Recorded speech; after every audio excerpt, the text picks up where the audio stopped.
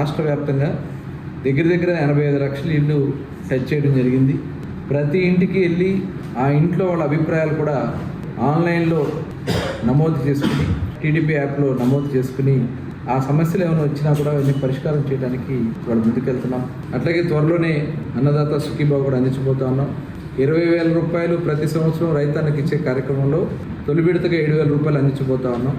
అలాగే ప్రతి ఆటో డ్రైవర్కి కూడా 10,000 రూపాయలు ఇచ్చే కార్యక్రమానికి కూడా శ్రీకారం చుట్టబోతున్నాం. ఇన్వెస్ట్మెంట్స్లో దాదాపు ఇప్పటికీ 10 లక్షల కోట్ల పైన ఇన్వెస్ట్మెంట్స్ ఇవాళ ఆంధ్ర రాష్ట్రానికి వస్తున్నాయి. ఈ రాష్ట్రాన్ని వెళ్ళిపోయినటువంటి కంపెనీలు చాలా కంపెనీలు ముందుకు వస్తా ఉన్నాయి. వైఎస్ఆర్ పార్టీ నాయకులు పిచ్చి వాగుడంతా వాగుతూ ఉన్నారు. ప్రజలు కూడా గమనించాల్సినటువంటి అవసరం ఉంది. కులాల్ని రెచ్చగొడతారు, మతాల్ని రెచ్చగొడతారు, ప్రాంతాలని రెచ్చగొడతారు.